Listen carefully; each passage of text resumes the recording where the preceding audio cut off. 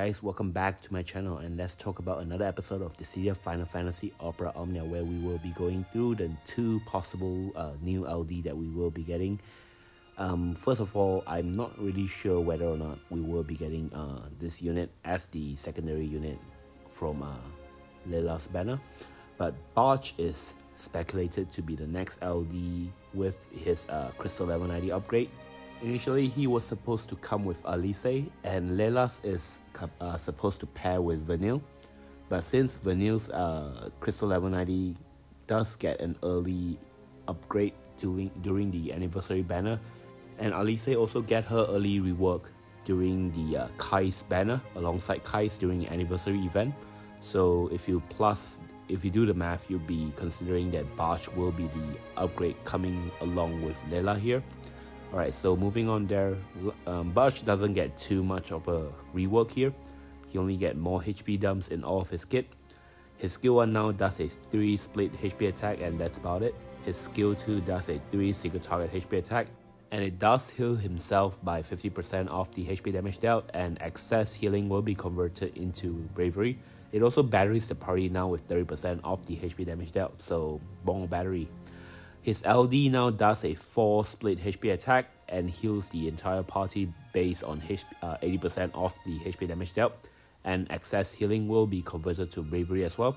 It does extend his buff to 12 turn though, now adds a party bravery regen based on 100% of current HP, a 20% HP damage up, and a 30% self-brave damage up.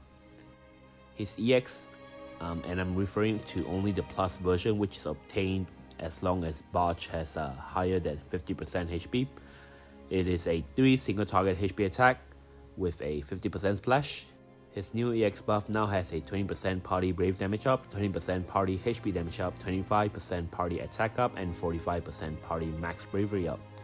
His additional ability, which is now extended to 4 turns, heals the entire party based on 20% of his max HP, provides a 30% self-attack up, and a 30% self-brave damage cap up. So nothing too fancy about the rework here. Basch originally already is a very good unit for a tank, since he basically covers the entire party with his lock and HP absorb mechanism. The only problem with him before is his lackluster of being an Aurabot, and of course his own damage, which right now I think they kind of fixed that. They gave him more HP dumps in all of his attacks so that his attack can be considered as a bonus when he's added to the party. And he does have quite a decent party auras right now. So I would say that his Crystal Level 90 upgrade does help his kit a little bit, but being a tank himself, he doesn't offer too much off-turn damage. So he's not exactly the kind of unit you want the enemy to get turns on. So tank with off-turn damage, without off-turn damage and no additional utility aside from absorbing the attack, does have a little bit of problem when it comes to letting the enemy get turns. Since in most situations when you're running a tank, you will want the enemy to get turns so that you can absorb their HP attack, and if you have an off-turn damage from there, it's very suitable for you to counter. I'm not exactly saying that on-turn damage tanks are bad. We do have Zack with his new BT coming up, and he's a little bit different though. He's a DPS with tanking capability, so I wouldn't say he's completely just considered as a tank, but he does have very good tanking capability though. He's similar to Basch in a way, but I'll be talking about that one in a later video. For now, I think Basch is decent, but he's still just there to fulfill the role of being able to protect the entire party. His aura is decent, I guess, and his on-turn damage is just an added bonus. But other than that, I don't think Basch will be a very suitable substitute, especially when units like Galoof and Oren will be coming up next with their stronger capability as a DPS / tank. Being a tank though does means that Basch provides a very good compatibility with unit that does off-turn damage, since he doesn't mind the enemy getting turns.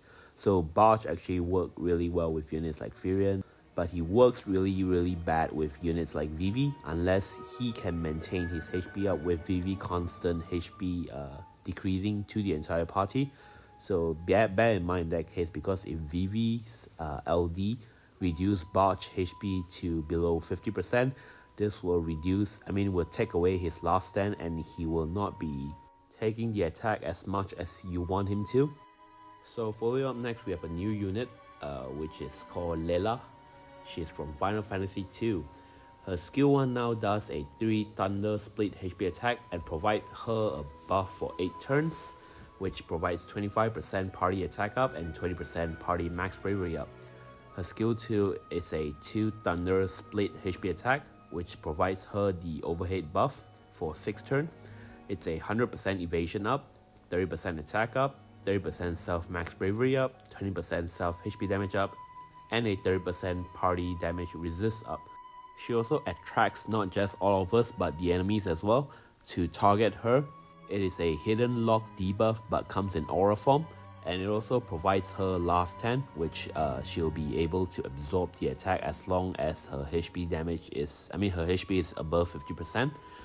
Her EX is a 3 Thunder single target HP attack with 50% splash and provide her a debuff to the entire enemy, which imperils Thunder Elemental and provides 30% brave damage down and 30% hit rate down. So on top of her having 100% evasion up, she also helps the entire party to gain evasion in a way.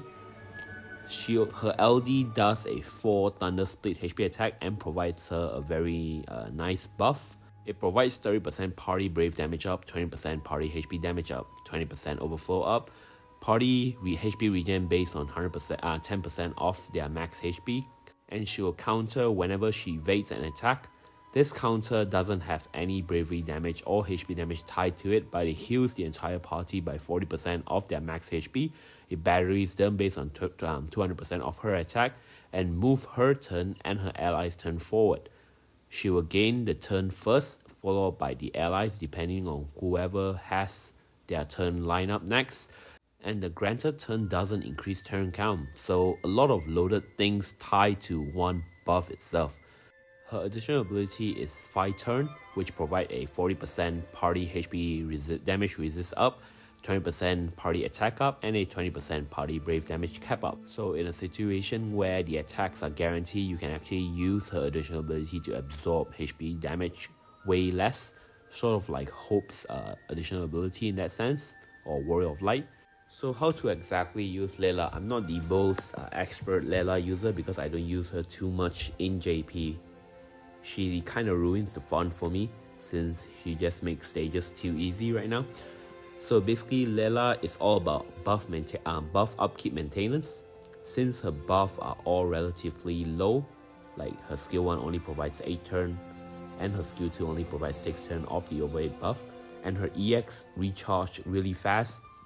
She probably needs around 2 or 1 skill usage to recharge her EX gauge. But the problem was her turn warping mechanism. Since she turn warp every time she evades an attack, it means that Leila herself will gain a lot of turns. So this also means that it will affect her EX recharge gauge and of course the buff maintenance. The buff will go down relatively faster than you imagine it would be. So you only use her skill 1 most of the time, her skill 2 when you need to refresh her overhead buff, her EX whenever it's up, and her LD to refresh her LD buff of course. Leila is not exactly the hardest unit to use. She's just, like I said, buff maintenance. Just make sure you know which buff is tied to which skill. So Leila is unique. I wouldn't say she works considerably well with a lot of off-turn unit because of the fact that she grants turn to the entire party every time the enemy takes a turn, since she'll evade the attack as long as it's not guaranteed hit. Since she has a 100% evasion, you can definitely count on that evades to be properly executed. Anyway, what I'm saying is Leila actually works way better with unit that has on-turn damage rather than off-turn damage. For example, Yuri, which is the newest holy damage unit. Another example is like units like Squall. Leila doesn't really care about having delays in the party, so units like Cloud won't exactly pair the best with her mechanism because she wants the enemy to get turns so that she can grant the entire party the free turns that they will get from her warping mechanism. Turn Hogger essentially can work well with her, but they're not the best team composition to go with Leila. Leila works the best with units that doesn't turn hog too much, doesn't delay too much, but deals very good damage on turn. For example, Lutes and Struggle combo can go really well with her as well, since they don't really protect themselves. Another example that works well with warping mechanism is actually Machina, because Machina's burst HP attack does reduce his own turn rate, so every time he does that, Leila can just warp him back up every time the enemy takes a turn. I haven't tried this out, but I heard some JP player actually did it. I think Leila won't affect Kain when he's up in the air with her warping mechanism. What I mean is, Leila won't exactly warp Kain to the front of the party whenever he's in the air. So if that's the case, it's a very good thing to consider, since Kain will just delay himself and Leila's warping more turns would have Kain deal more often damage in that situation. Oh yeah, and actually Leila can work really well with Emperor, since the introduction of Emperor's LD has always made him a fake off-turn damage dealer into a real powerful on-turn damage dealer, especially with his Crystal Level 90 upgrade, so the two of them would definitely work well together.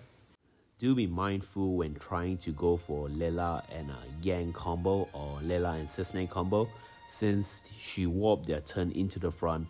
The buff on Yangs and Cissnei might be shorter than expected. So yeah, maybe be mindful of those situations, but definitely do not try to run Leila with any off-turn damage dealer in terms of having the enemy takes a turn, because she bringing the entire party forward means that the enemy will have very few turns and more turns to your own ally.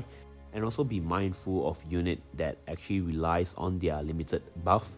Since Leila warp everyone's turn to the front, she might actually incidentally warp a unit that you want them to go as less turn as possible to take in their aura or their call ability. For example, if you're running a unit with Ash call ability, you don't want them to get too many turns, since you want to abuse the call ability with a slower unit, so Leila might have an issue with that. So essentially what I'm saying is Leila is actually a very easy clicking unit for you to get through content, as long as the orb is satisfied, or if the orb is not lethal. She mostly can guarantee you a safest route for you to clear the stages itself. But for me, Leila is kind of boring. She does take up a lot of time to clear a stage because of her animation, and I might skip her in my account. It depends on whether or not I want her just for a collection for the waifu series, but other than that, I don't really will use her or needed her in any situation. But yes, for newer player, definitely grab her kit. She make your life easier and you doesn't have to brain crack yourself into going for content clearing. Ultimately, if these two does come together, I think that it's very suitable in a way, since they are both tanking units, and this banner would definitely be more useful to newer players, since tanks are always more reliable to solo contents, especially during the if you're going for the Transcendent or the Dimension End. As long as you can satisfy the orb, it's easier to clear content with tanks. I myself though doesn't use tanks too much, so I might be prompt to skip this banner. My alternate account will be pulling for them though, but for my main, I'm guessing that I would save the resources for the upcoming banner instead. We'll be getting Theodore, Cyan, Titus and Ignis release, and I only have one of those 4 units, so I'm actually excited to try to go for Theodore, Cyan, and hopefully I could get Ignis LD as well, since I have been wanting his LD for a while, but he's been evading me since forever. Anyway guys, that's about it for the video, and I hope you enjoyed this. I'm sorry that I have been late in making content here, because I have been quite busy lately with my real life issue. Anyway, thank you guys again for watching. I hope you enjoyed the video, and I'll see you guys in the next one. Cheers.